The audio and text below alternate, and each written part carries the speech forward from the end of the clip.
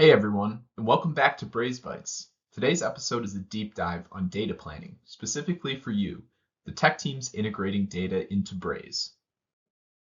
The first step for developers to understand is the marketing request. We'll be using SportFit, the fictional fitness company, for this. Marketing might want you to import the data needed for content, like when a customer signs up for a gym membership. Before you can import, though, you'll need to figure out what the variables the teams will need in their activations will be classified as in Braze. Your first task is grouping these into events and attributes. Let's dive into each of these so we can understand when to use them. So a good rule of thumb for logging something as an attribute on a user profile is if it's important to use in multiple campaigns over time. For example, if we're SportFit, we might have a custom attribute called preferred workout style, and a user might have a value of jump rope. Attributes are great for segmentation and personalization, but they aren't the only ways to do those things. Just be aware that there are standard attributes that are already set up by Braze for things like email, so be sure to research those so you don't make any duplicates. Something to remember is you can use many of the traditional programming data types, though there is some variance with these.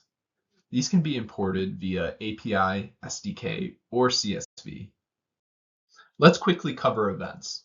Custom events are for any user action in your app or website, while purchase events are only for completed transactions, and as a result are needed for revenue tracking. Both types are crucial for segmentation in campaign and canvas triggers. You can use event properties to add extra data to your events.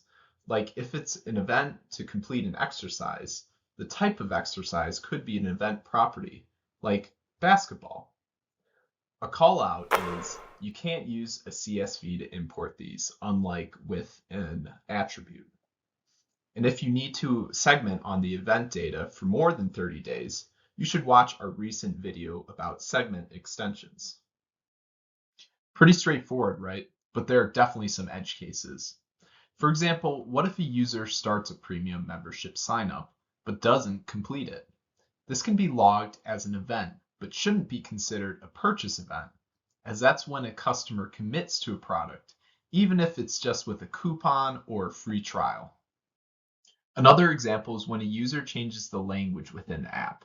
This should be a standard attribute variable, language, that's updated, and not a custom attribute, and most likely it shouldn't be recorded as an event.